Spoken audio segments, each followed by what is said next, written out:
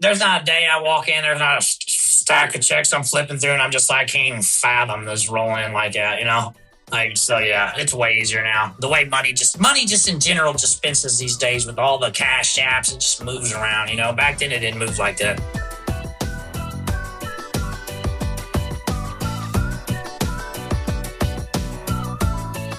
Hey, how's it going? It's Tim Brown, and this is the Hook Butter Leads podcast. And today I've got Davey Cox of the legendary Cox Roofing. How you doing, sir? Doing good. Thanks for having me.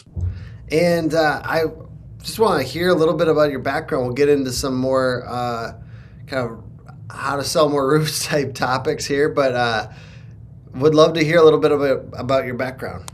Okay, so basically I was born in Hannibal, Missouri. It's a little town right on the Mississippi River. Mark Twain, Tom Sawyer, that little hometown, nice little town, 16,000 people. In 2004, I moved to Atlanta just on a whim. I had a half brother who lived down there, and I'm bilingual. I speak Spanish, so I got a good job with Belfour, and we were doing restoration work. And next thing you know, guys like, man, you should do this in the street, in the roofs. Next thing you know, I own a roofing company in Atlanta, and I was probably 24, 25 at the time, got in some trouble. Moved back up here to St. Louis, where I'm from. Got Cox Roofing going in 2015. April 2016, I got in some big trouble. I went to the feds for 8 years flat, stepped out May of 2024, and here we are. I mean, I had a dream and a goal, and my whole family circled around me on it, and it's magical is the only word I can explain it. I mean, people always say that. You'll see posts, I'm so grateful. And I'm sure they're all, but this is something here that's just, you can't even put words to it. It's a movement. What did you go to prison for? Trafficking drugs. Okay. All right. All right. So the usual for roofing. The usual. I mean, I'm not proud of it. I made the decision when I was getting ready to get released. I was embarrassed about it. I was like, how do I move forward with my reputation? I mean, this was a tough one for me on the whole 8 years. You're down there and you're going to get out. You're going to try to rebuild your life. And I made the decision like 6 months before that. I could be shady about it. I could be like, and make up things for the timeline, or I can just come completely wide open with it. And I think I made the best decision because becoming wide open with it and not glorifying it, but just letting it be known this is what happened. I gained so much support. People reach out to me all the time. Like, if you can do it, I can do it. So I think I made the right move. Does your company want to build your brand and get more jobs in the neighborhoods you're currently working in? The Brick by Brick playbook allows you to establish your brand, your reputation, and gain trust in any neighborhood in your service area with a series of 4 postcards sent once a week to the neighbors of your current jobs. If you want to get more work in the neighborhoods you're currently working in, get with the team at Dope Marketing and get your Brick by Brick playbook set up today. Yeah, I mean, I think like if you get, it's not nothing to glorify, because making money, we can make a lot of money, but if anyone can fuck with us at a particular time and take it away from us, it's not that cool. It's not that cool. Respectfully though, tell me a little bit before we get into the roofing stuff. I haven't heard the details of the situation.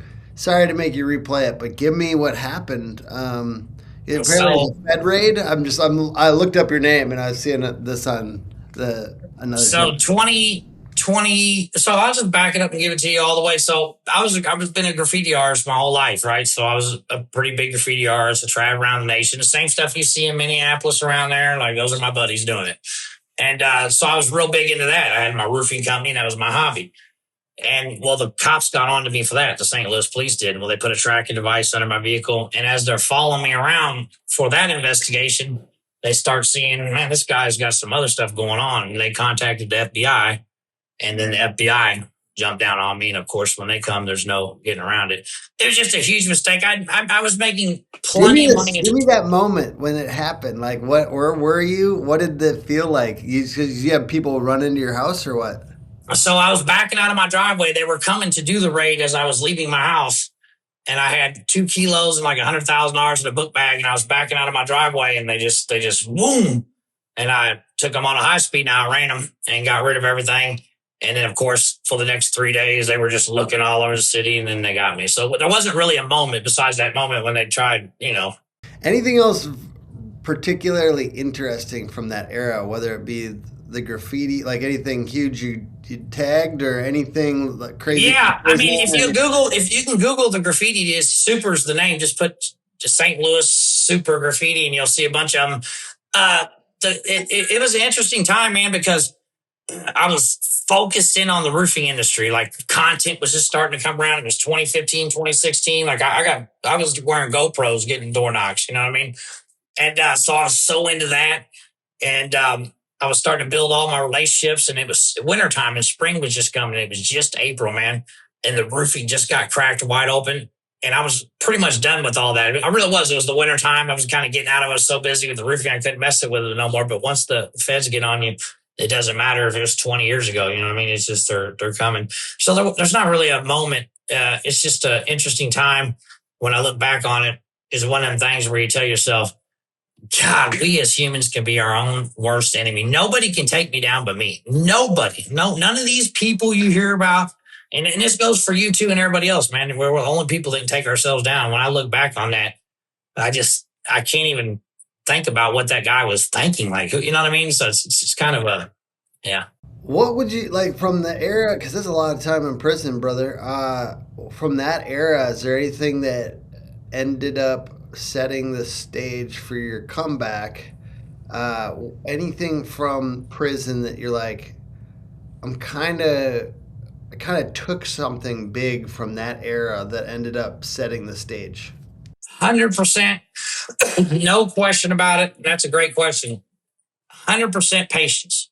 So I'm that guy that gets an idea and runs and does it and makes purchases. I don't make the purchases normal roofers make. I don't buy sports cars. I buy things for the company. And I think you're the same way. I like how you brain out and stuff. So like, I'm more like, if I got $10,000, I want to go get catch-alls and this and that. So my point being is now after being gone all those years and the way money works and stuff, I do not jump down on any decision. You know what I mean? Like all the way from a yard sign. If I'm getting ready to buy some yard signs, and it's worked very well, you know, patience. By the way, I'm not Dave Carroll, right? 100%. On our Facebook Messenger, I think for a second you thought I was dope marketing. I'm hook marketing. Anyway, Hold on. You're not hook and dope? I'm hook agency. Dope marketing is my boy. Oh, dude, I'm thinking about. Hey, listen. Okay, well, fair enough. You didn't know all about me, and I didn't know about you. I've been telling them the whole time. I'm like, hey, buy these yard signs from Dope Marketing. This dude Tim, you messaged me like 6 months ago and just said something nice. I don't remember what it was. Hi. And I thought to myself, hey, buy these there. And we've been buying them from you, thinking they're from you. I mean, by the way, I love Dope marketing That's as well because I think for the new roofing company, I'm the kind of guy who's like, I like trying different things with the signs. So I'm doing like 3 different versions of it. I'm going to see which one does the best. So I'm going to give you my take, man. And a lot of people tell me this. They're like, Davey, you got a knack for marketing. So this is something I'm getting ready to do, and I'm going to give you the reason why. So in the beginning, the Google went to my phone, and the yard signs had my nephew Gavin's cell phone number on them. And I'd get calls all the time. And I'd say, hey, how'd you hear about us? The yard sign. And I never put 2 and 2 together. This went on for like a month. I was like, Gavin, have you received one phone call? He's like, not one. And I've received like 20. Mm-hmm. They don't call the phone number on the yard sign. Take it off. Yeah. Take it off for several reasons, not just for the space, but it'll make people think, what the hell? They don't even have a number on there. Like it's going to make them want you more, in my opinion. My newer ones that I just had delivered are just say, who? Owl Roofing. I saw it. That's it. I think I saw it. You did a post on it the other day, right? Yeah, but then I'm kind of doing like one that's like really basic, kind of like has everything. One that's that, and then one that's like kind of a mixture. It says we give a hoot, but it does have the number. But yeah, I'm trying to figure that out. I mean, comment below for you that are watching this whether you think they should have a number or should not have a number. I'm still trying to figure that out. It's awesome that you kind of have that data from the calls that people aren't calling that exactly number. Not one. Keep that in mind. Not one single phone call versus about 20 that came through the Google. Yeah. What do you think has been, you said people say you're very good at marketing. What has been something that sticks out to you as been one of your better marketing experiments? Um, so all of our, this is a common thing that anybody in marketing knows, but all of our trucks are logoed exactly the same. Simplicity logo. I want a logo that you can look from 100 yards away and know who it is. I was just talking to a guy that owned a roofing company in Quincy, Illinois, because I couldn't take it. I didn't know him. He's got this new logo he's been putting on his Facebook, and I just couldn't take it. And I'd text him. I'd never hit him up and said, man, listen, man. And sure enough, he heard me out. He's got a brand new badass logo now. So getting back to the track of it, like I think I just have a knack for understanding, just seeing something over and over and over and over. We've only been here rocking again for 20 months. Basically, we came out of the dirt 20 months ago, and there's not a person in St. Louis that does not know us. Customer, homeowner, you go to a door, oh yeah, Cox Roofing, in 20 months without $1 of advertisement as far as like Google ads or anything. That's literally on them streets through having branded. Yeah. You know what I mean? Talk to me about your approach to, I'm just hustling with regards to yard signs right now for myself. Like I said, buying from Dope, but I like for the owl roofing shit. And I got like oh man, I gotta tell this story. I haven't told this story yet. The other day, so I went nuts. I did 100 in like 3 days. I just went out and just put them everywhere, but I don't know anything about this yet. I'm just new. I'm new. So this, in one 24-hour period, I got a call from Shoreview City, White Bear Lake City, White Bear Lake PD. And then I got a license number lookup from the state. And then we got one other one from another. So, and some leads. But I obviously went too hard because my yard signs were like in medians and shit like that. And at every single like stop, and you being a graffiti guy, you kind of get it. Like you see me at the edge of my chair. I'm trying to tell you, it's all about the placement. It's all about the placement.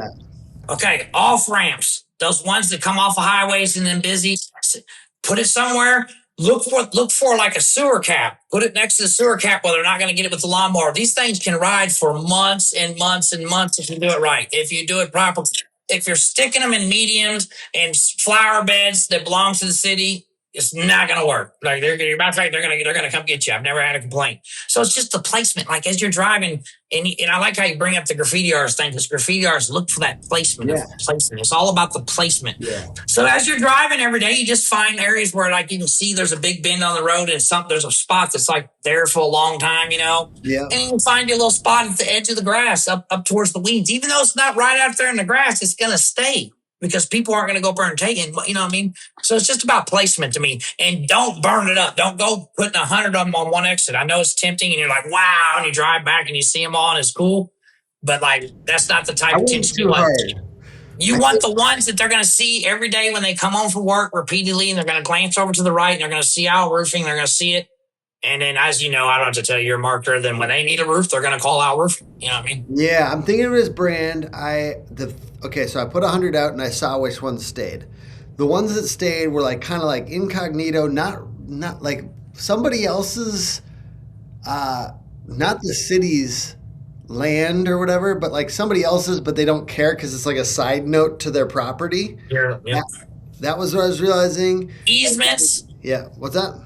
Easements, you can tell what an easement is, like where a city has to, like the sewer caps are back off the road, and you can see where they cut out to walk back there, just any of that stuff there. It is good, I think, to find out what they care about, but I think it's partly I went so hard that there's a chance they scared me off from it, which I don't want that to be the case. No. I just rewind and do it. Like I said, don't drop 100, drop 20 strategic.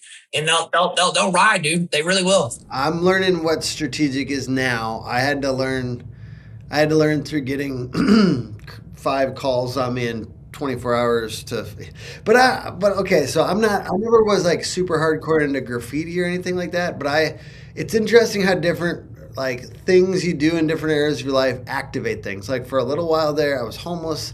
So like, I'll see a good spot. My wife hates it, but I'll see a good spot. You're like, that'd be a good spot. I'd be like, that's a good spot to sleep. And she goes, don't fucking do that, dude. Don't. I hate that. Exactly same thing with graffiti. I know I still, even though I haven't touched it in 10 years, like I'll be like, that's prime. We go up that fence, get to it right there. So I can imagine you with the homeless things the same way. Like, man, it's got a light up there. It's kind of rainwater won't come in there.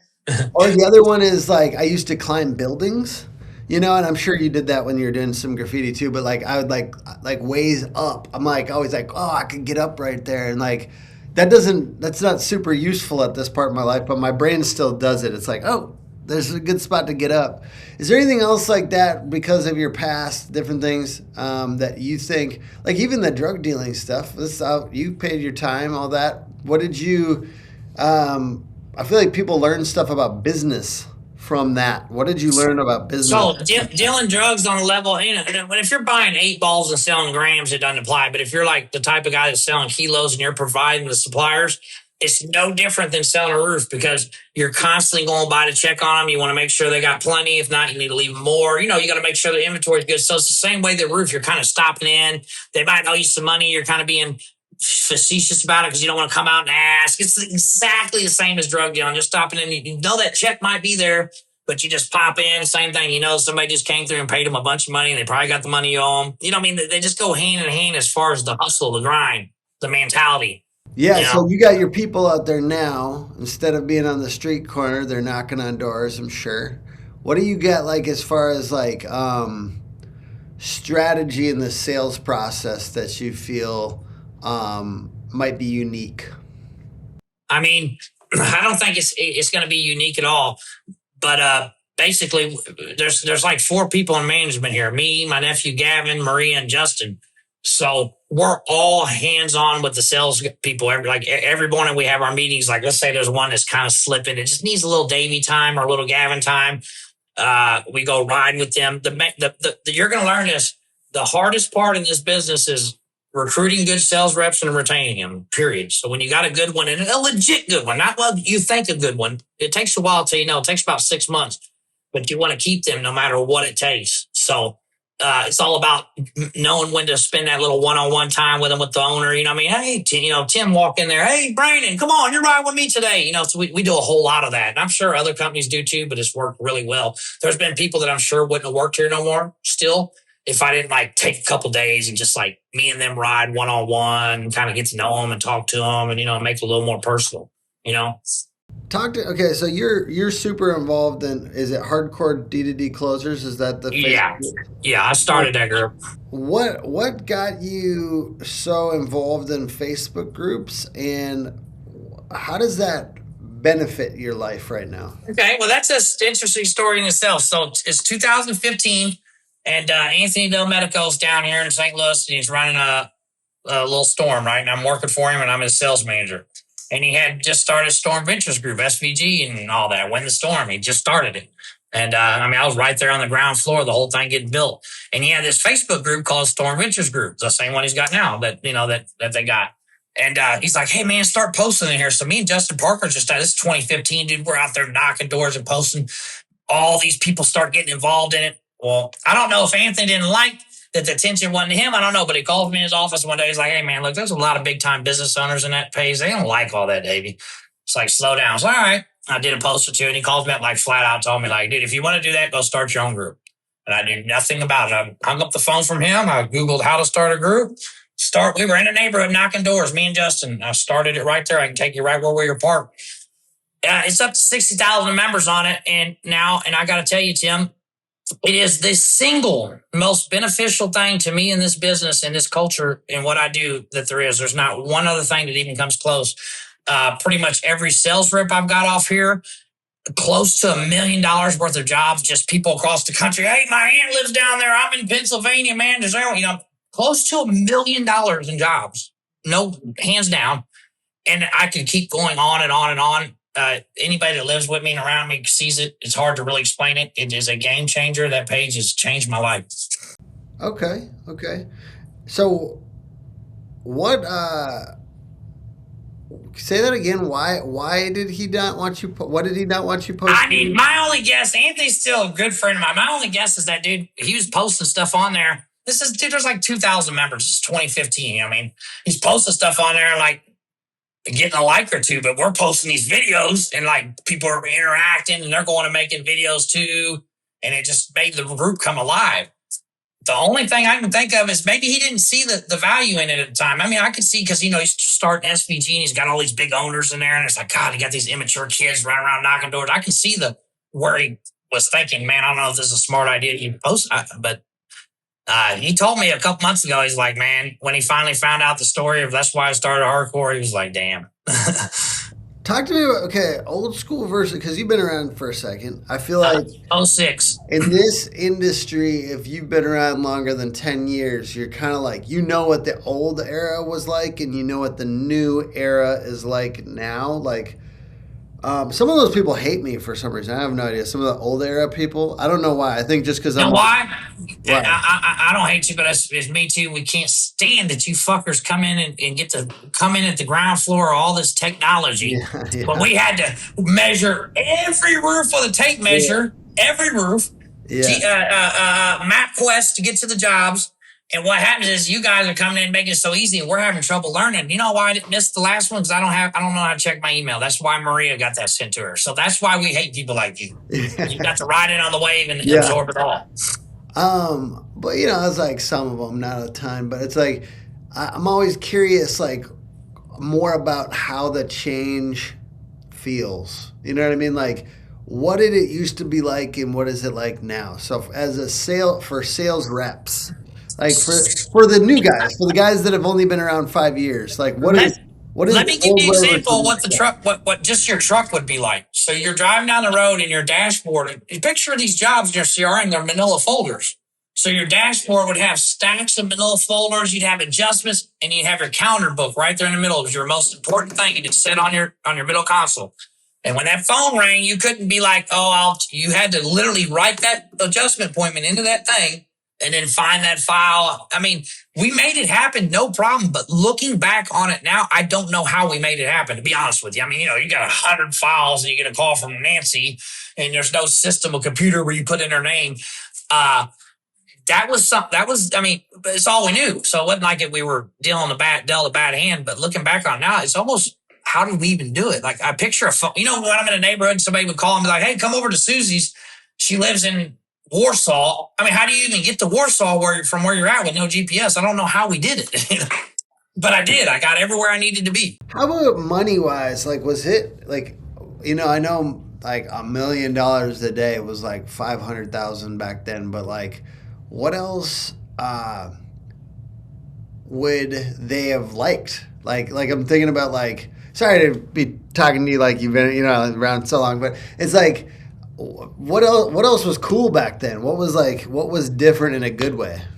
Well, okay, that's a good one. So there were social media just started, but there wasn't the social media that we have today that put me and you together and all these other people. If it wasn't social media, I wouldn't be looking at you right now. Fair to say. So back then, man, the world was slower. Flip phones, no iPhones, and like you really got to get down to business. Like if you were in a neighborhood. You're not sitting in your truck scrolling. There wasn't nothing to do. Like nowadays, you can pull in the neighborhood. You got an hour of stuff you can do on your phone legitimately that you need to do. Like back then, there wasn't none of that. So it was in grind mode. Like when I think back on them days, we would wake up at 7 o'clock in the morning and we'd just go flyering and knocking, and we wouldn't get back till dark. And we loved it. We didn't do it because we were on a mission. We got into the culture. We dove into it. We found something we loved and we were good at it. And we just didn't stop, man. Did it feel like the money was like easier back then or harder? I don't know. It's so easier now, dude. They're just That's good. Let me just be honest with you, dude. Like, there's not a day I walk in, there's not a stack of checks I'm flipping through, and I'm just like, I can't even fathom this rolling in like that, Like, so yeah, it's way easier now. The way money just in general dispenses these days with all the cash apps, it just moves around, Back then it didn't move like that. Okay, so let's just last bit on that particular topic. I think it's kind of fun.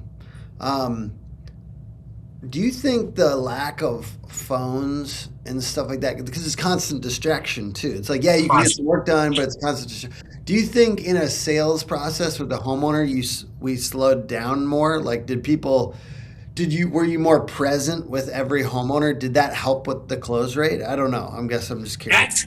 Like I said, I'm going to put more thought into this afterwards because you just brought it up to me. But 100% you spent more intimate time with the homeowner. Nowadays, you don't even have to touch the homeowner, man. We send e-docs, they sign, they pay online. Back then, you had to go touch them on everything. Texting wasn't even prevalent. You know what I'm saying?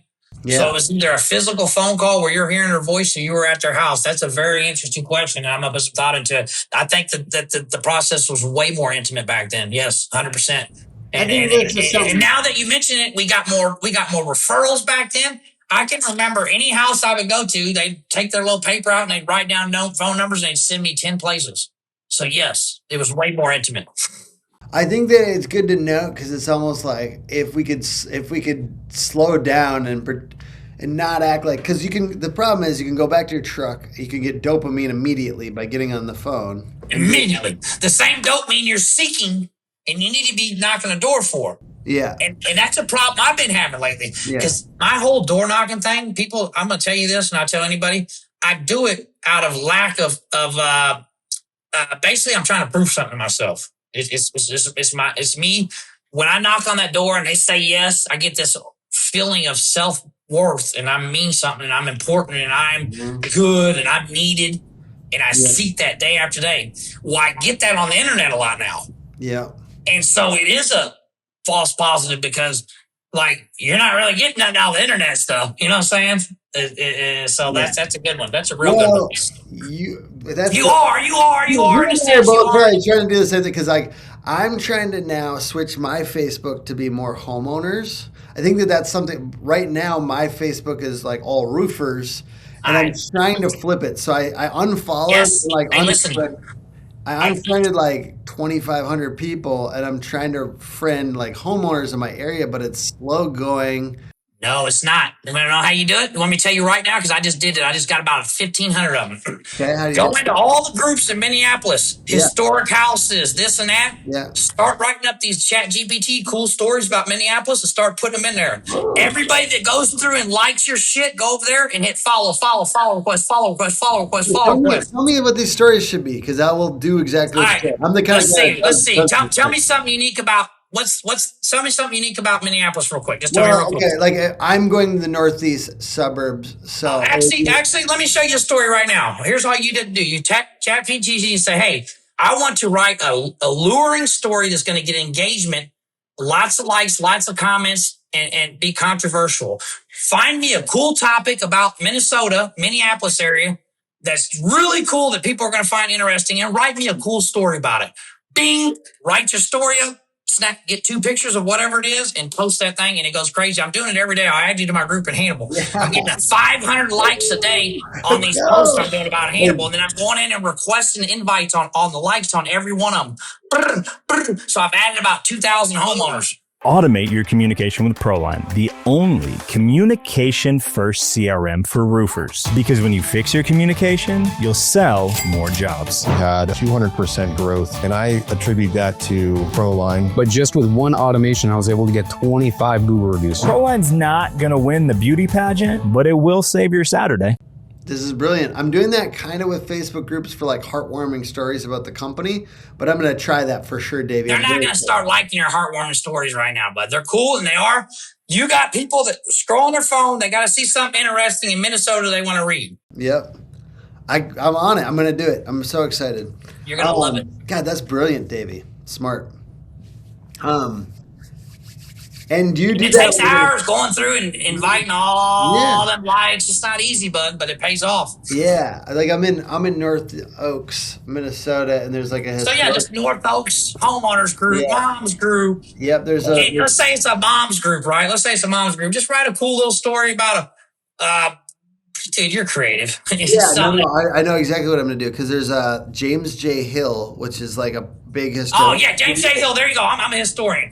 There it is. The house on St. Cloud, the beautiful house on St. Cloud. He's got there you go, James A. Hill. And you tell ChatGPT, hey, make this look like it's not written by ChatGPT. No emojis. Make it open ended where people's gonna want to comment because he didn't give them the whole story. Dude, you got to tell it exactly what you want. Yeah. Oh, I'm on it, dude. I'm writing all this down. Open ended, so they comment. I've been burning them up on that, dude. I've done it for about 2 weeks, and I've gained 2,500 legit homeowner. They might not all own a home, but they're legit people. Yeah, you were just showing me too. You guys told me about the newspaper that you guys did for your company. I also another newspaper story.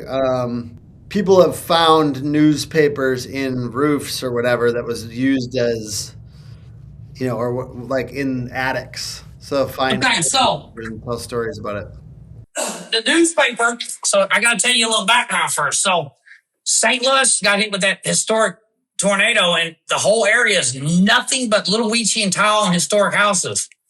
So we just basically made a little newspaper up, and it's just all articles about erasing St. Louis's history, and it's the full nine. I mean, dude, this thing says Missouri law, your rights to appraisal, code coverage, all the historic building codes. How'd you get that made?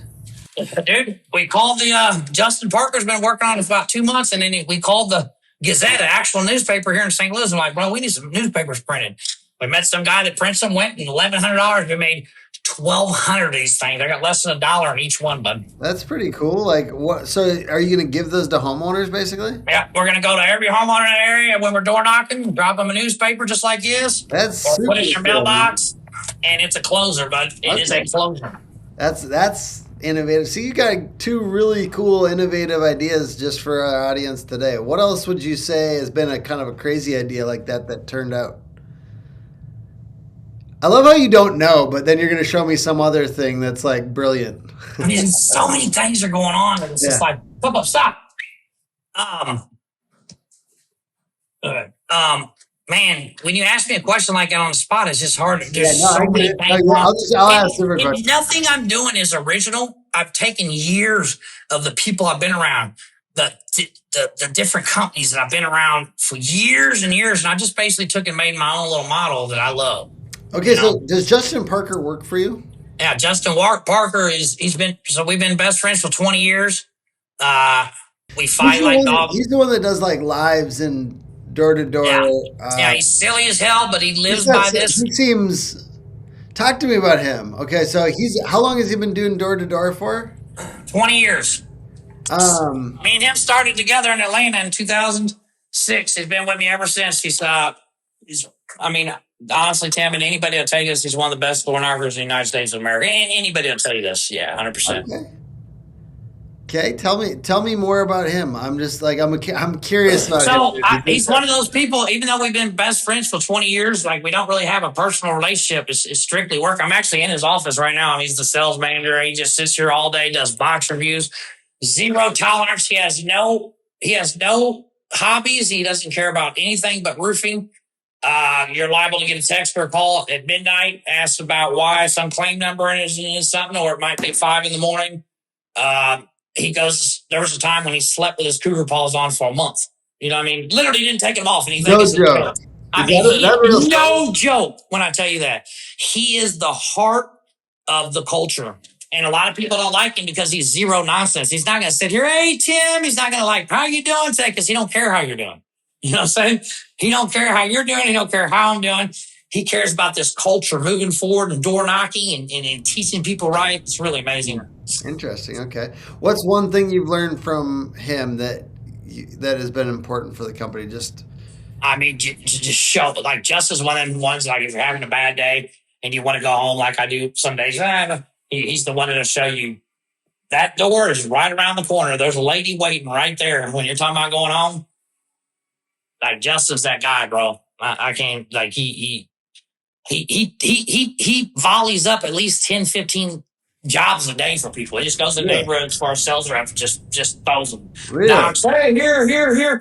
I mean, he's a self-generating, like basically, you couldn't get as many leads out of a call center or anything as you could have having Justin. You know what I'm saying? Dude, that's awesome. Yeah, he's he goes live. He must go live. Like, he's a little manic when he goes live. So he's manic. He's crazy. I'm worried. Like, he's got the level 1 diabetic. He's taking care of himself a lot here lately. He's just a unique individual. Yeah, I'm not trying to. I just literally like the energy. Like, he's up on a roof. He's talking. I've watched a few of his things. People kind of give him some shit too in the door-to-door, hardcore door-to-door group too. So you guys don't kick people out when they have differing opinions as much as some of the groups? Never. Now I have a couple different admins that I had on there, and they had ulterior motives and they were deleting people that were trying to sell you. I personally don't remove a person. If you want to get on there and call me a racist white man, or whatever, you know what I'm saying? Feel free. I'm not going to insult you back. I love the open dialect, but unfortunately, some people do block people on my group, which I don't like. I went in there and I seen there's like 600 people blocked, and I went to go unblock them all. But there is certain people that need to stay blocked. There's, you know, what I mean? Okay, well, I didn't know that. I just feel like it's kind of a Wild West type group. And that's what I want. And that's what I want. And that's what I want. That's what I want. It feels like a Wild West in there. I think if people are in roofing and they're not in there, I think that the culture, the real door-to-door culture is very like that, right? It's like, it's very intense. 100%. So it's chaotic. There's personalities. There's drug use. There's alcohol. And this is something you need to understand, Tim, going into this. You got to be able to work with personalities, tons of different personalities. It really, if you're going to be a roofing company owner, you really need to go to college first to be a psychologist and then become a roofing company. You know, so what you see on our page is really what it is, dude. If you go to any storm dorm in the United States of America, you know, storm dorms where they rent the house and everybody stays, dude, there's people getting kicked out. There's crack smoking going on. It's a bad deal. Yeah. what else? School me on anything else you think I'm going to need to know, because I think some people think I'm soft. I was just people think I'm soft, so I'm curious, what should I know about going into this? Man, every sales rep, unless you just meet a guy like you or your business partner that's got a wife and a kid, you know, you can tell like they're stable. Anybody else that comes through your doors, dude, as soon as you teach them everything, you owe them. You wouldn't have this without them. It's painful. It is painful. It is painful. You'll wear a smile at the end of the day, but you're going to go through a lot of tears, bro. You are. Like, you're going to cry. I cry often. Like, you know, I want to help this person, but Gavin didn't want him gone. I know he just needs to go. There's no hope for him. I want to give him a little more, just a little more if I send him out. What if he goes and overdoses on drugs because I sent him on? I mean, it gets fucking, you're dealing with people's lives, you know, you are literally in charge of people's lives and their income. Yeah. You know, it's not no That's joke. good. It's good to prepare for these things, I think. But yeah, you got to learn to just stand on your shit, Tim. And more importantly is learn to chalk up your losses. So picture a person at the casino, they're putting hundreds of dollars. You know, they just need to stop at that. Like, man, I put one. Same thing with sales reps. You'll have money into them and you know you need to let them go, but you just want to recoup a little bit of that money and it costs you more and more. Just know when it's time to pull the plug. Like, be able to tell yourself, this is not going to be successful, so there's no sense in trying it any further. Because I've wasted tens of thousands going on with people that I knew it wasn't going to work. That's good. Davey, I sense you're the kind of guy that puts out a lot of value just because you're real with people. Well, I don't know if it's the real people. A lot of people say that. I just feel like when you're having these conversations, you're getting the information too. So it's like a two-way, you know, like the AA and the NA, they say you have to give it to receive it. I just kind of go off that. It's not that I'm trying to, and it feels good to get a message sometimes when somebody's like, hey, bro, you remember when you told me that one day? I did that and like this has happened. This shit feels good, you know? Yeah. Absolutely. I agree 100%. What could people do if they wanted to go do something like support you or be part of the movement that you got going on? I don't want nobody to support me. I want them to go sell roofs wherever they're at, make a good living, be a good sales rep, be honest. Don't fuck the company over. You know what I mean? Just be. I don't need or want anybody to do anything for me. I want them to do it for them, and that'll make me happy. I want people to be good in this industry. Hell yeah! And join Hardcore D2D Closers, and follow Davey on Facebook, Davey Cox. Please check our company out. Hook Agency. Not dope? Not dope. No. I can't wait to tell Maria that. She's going to be like, what? Because I've been telling, Tim. You can support dope too. It's good. I'm just going to read a recent review for Hook Agency here. Kristen Sullivan, this is a couple months ago, she said, Hook Agency has been an incredible partner for our digital marketing growth. Their team is sharp, responsive, and truly understands how to drive high-quality leads through SEO and paid search. Since working with them, we've seen stronger visibility online, improved keyword rankings, and a clear strategy that actually moves the needle. They communicate proactively, provide transparent reporting, and genuinely care about helping businesses grow. Highly recommend for any company wanting real, measurable digital marketing results. This is just my effort to make the podcast useful to my company, since I get a lot out of it, but I want to make sure that they know. But you seen that how you smiled when you finished reading that? That's what it's about, reading them things right there. Yeah, they get you a lot of customers, but I don't think people understand, as owners, we get off on that shit, man. When I hear some shit like that, that smile on your face, that makes you feel good. Yeah, heck yeah, man. Appreciate that very much. Thank you, everyone, for watching. All right. See you guys later. Watch the next episode as well. Bye. Thank you, Tim.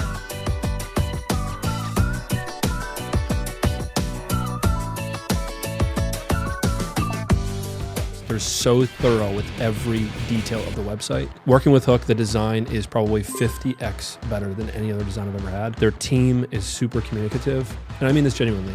I'm happy to pay you guys to work with us. It's been a tremendous experience.